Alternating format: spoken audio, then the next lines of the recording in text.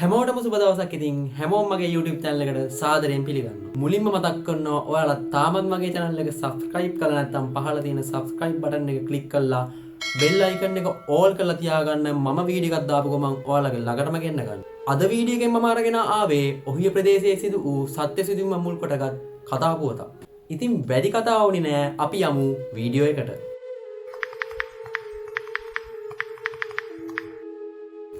අපේ තාත්තා දුම්රිය ස්ථානාධිපතිවරයෙකි.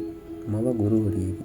තාත්තා දුම්රිය ස්ථානාධිපතිවරයෙක් ලෙස සේවය කරන නිසා අපි අම්මා මල්ලී සහ මට ඔහුට මාරුවීම් ලැබෙන ප්‍රදේශවලට අපිටද මාරුවීම් සාදා ගැනීමට සිදුවිය. එක් අවස්ථාවකදී තාත්තාට ඔහිය දුම්රිය ස්ථානයට මාරුවක් ලැබිණි. අපි දෙහි නිලවාසයේ පදිංචියට ගියෙමු. නමුත් මෙවර අම්මාට මාරුවීම සාදා ගැනීම අසීරු කටයුත්තක් විය. ඇයට මාරුවීම සාදා ගැනීමට මාස 3ක කාලයක් යනු ඇතැයි තාත්තා සමග පවසන මට ඇසිණි. මේ වන විට මා 4 ශ්‍රේණියේද මල්ලි 2 ශ්‍රේණියේද ඉගෙනුම ලබමින් සිටියහ. කෙසේ නමුතු අම්මාද නොමැති නිසා විශාල මෙන්ම සැප පහසු නොවූ නිල නිවාසයේ නවාතන් ගැනීමට තාත්තා කැමති නොවී. එනිසා අපි වෙනත් ගයක් කුලියට ගත්තෙමු. ඒ අලංකාර කුඩා නිවසකි. සීතල දේශගුණයට සරිලන ලෙස සාදා තිබූ ඒ නිවස තරමක් පැරණි වුවත් අප සියලු දෙනාගේ සිත් ගත්තෙමු. අම්මා නොමැති නිසා අපිව බලා කියා ගැනීමට තංගම්මා නැමැති කාන්තාවක් ගෙදර සේවයට පැමිණියාය. නමුත් ඇය අපි සමග එතරම් සුහදශීලී ලෙස කටයුතු කළේ නැත. කොටින්ම කිවහොත් ඇය අපිට කෑම සෑදීම සහ ගෙදර අස්කිරීම පමණක් සිදු කළාය. ඉන්පසු එකම රාජකාරිය ඇය රැගෙන එන නවකතා පොතක් කියවමින් සෝපාවට වී කෝපි බීමයි. නමුත් අපිට එය එතරම් ගැටලුවක් නොවිනි. ඒ මන්දයත් මෙම නිවසේ පිටුපස සෙල්ලම් කිරීමට අගනා තන්බිමක් නිර්මාණය වී තිබේමයි. මේ නිසා තාත්තා පැමිණෙනතුරු අපි එහි සෙල්ලම් කළෙමු. ඔහිය ප්‍රදේශයට නිතරම වැසි ඇදහැලේ. මේ දිනවලට අපි පාසල් පවා නොයා සිටින්නෙමු. එදිනවලට නිවසට කොටුවන අපේ එකම සෙල්ලම වන්නේ දූවිලි පිරුණු අහුමුළු පරීක්ෂා කිරීම. එය අපගේ එකම සෙල්ලම නොවේ. තවත් එක් සෙල්ලමක් පවතී. ඒ ගැන කාටවත් පවසා නැත. එනම් අවතාර සෙල්ලමක්. ඇය කාන්තාවකි. අපි ඇයව අම්මා ලෙස ඇමතිමු. මොකද ඇය අප සෙල්ලම් කරන විට පිට්ටනියට පැමිණ අපේ තනියට සිටි. එමෙන්ම එක්වරක් මා ගසකට නැග එයින් වැටීමට ගොස් බේරාගත්තේද ඇය. ඇය අපට කතන්දර පවා කියා දේ. ඇය කරුණාවන්තයි, ආදරණීයයි. මෙලෙස කාලයක් ගත විණි. එක් දිනක උදෑසන අවදි වූ අපිට අපගේ ඇඳ අසල ලස්සන පොඩි වීදුරුවක් දක්නට ලැබිණි. එය පෙර රාත්‍රියේ එහි නොතිබුණු එකක් විය. මෙය අම්මා නැතහොත් අවතාරයේ විසින් අපිට රාත්‍රියේ පිපාසය සෑදුනහොත් එයින් මිදීමට තබා ගොස් ඇතැයි සිතුවිනි.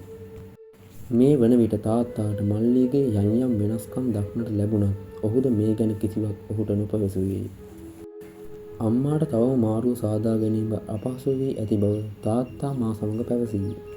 අපේ ආලින්දයේ ලස්සන පැරණි පුටුවක් විය. මෙය කෑම මේසයට අයත් වූවක් නොවූ අතර තාත්තා මෙය අයින් කිරීමට උත්සාහ කළත් අපි ඊට ඉඩ නොදුන්නෙමු. මොකද මෙය අම්මා ඉඳගන්නා පුටුවයි. අපි නිවසේ සෙල්ලම් කරන විට ඇය මෙහි ඉඳගෙන තංගම්මාට නොපෙනෙන ලෙස සිටි. එකම ප්‍රශ්නය වූයේ ඇය මෙම පුටුව අප කෙතරම් බිත්තිය ආසන්නයේ තැබුවත් නැවතත් ඒ සාලේ මැද්දට ගෙන ඉඳ ගැනීම. මේ නිසා තංගම්මා අපිට හැමදාම පුටු සාලේ මැද්දේ තියෙනවාදැයි අසමින් වෙනවදී. මාස 10ක් පමණ ගෙවුණු තැන අම්මාගේ මාරුව නොලැබෙන පාටක් පවතින නිසා තාත්තා අම්මා සිටින ප්‍රදේශයට මාරු වීමට තීරණය කළේ. අවසානයේ අපි නිවස හැර ගියමු. අපේ එකම දුක වූයේ අම්මා දමා යාමට සිදුවීම. මෙයින් වසර 5ක් පමණ ගෙවුණු පසු මාහට නැවත ඔහියට යාමට ලැබිණි. මා මේ වන විට ඉගෙනුම ලබමින් සිටි පාසලේ විවාද කණ්ඩායමේ සමාජිකයෙක් ලෙස තරඟ කිරීමට ඔහිය මධ්‍ය විද්‍යාලයෙන් ලද ඇරයුමකට අනුවයි. මා සහ තවත් 4 දෙනෙක් ඇතුළු අපේ සංගමයේ භාර ගුරුවරයාද එහි ගියමු. දවස් 3ක් පමණ එහි නැවතී සිටීමට අපිට සිදුවිය. මේ අතරවාරයේදී මම ඒ ප්‍රදේශයේ පුස්තකාලයට ගියෙමි. ඒ විවාදයට අදාළ කරුණු සොයා ගැනීමට. එහිදී පැරණි පුවත්පතක ලිපියක් අහම්බෙන් මාගේ නෙත ගැටිනි. එහි තිබුණේ අප පෙර වාසය කළ ඔහිය ප්‍රදේශයේ කුඩා නිවසය. අප වාසය කිරීමටත් අවුරුදු 10කට පෙර මෙම ලිපිය පළ වූ බව දිනෙන් මට තේරිණි. එහි එම නිවසේ කාන්තාවක් තම දරු දෙදෙනාට වසපවා ගෙලවැළලාගෙන සියදිවි හානි කරගෙන ඇති බව දුටිමි. එයින් ත්‍රාසයට පත් වූ මාහට පෙර සිද්ධාමය නැවී පෙනුනි. කෝප්පයත් සාලේ මැදට ගෙන එන පුටුවත් මාගේ මතකයට නැගුණි.